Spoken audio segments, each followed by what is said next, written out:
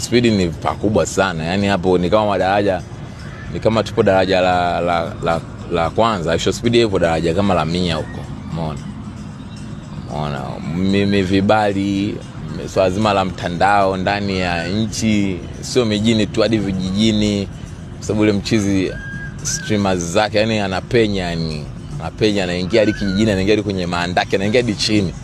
Kwa maana yake wewe umeshafanya access za miundombinu ya barabara ya ujenzi, lakini pia miundombinu ya anga, miundombinu ya mtandao, umeona.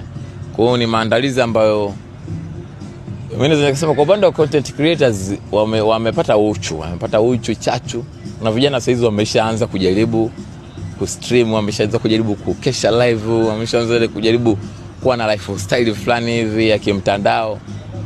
Lakini bado kuna mazingira bado hayamfavor kufika level za kina Aisho Speed. Unaona, kwa ni swala zima la muda.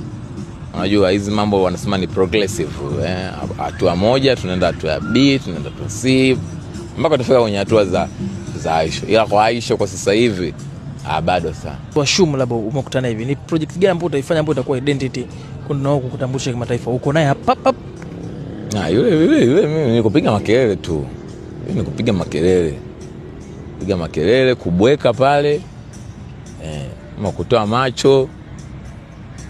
Kama ni sijui ndio tutashindana mbio, kwa sababu unaangalia na kitu ambacho yeye amekuwa akikifanya. Huwezi tu ukamfanyisha vitu vyako vya Tanzania. Shubamiti mshamba video sakafyuka, hawezi kukuelewa, atakuwa anakuangalia tu. Kwa sababu yeye ni mkubwa na ameenda sana, unakuwa unaenda kwenye njia zake.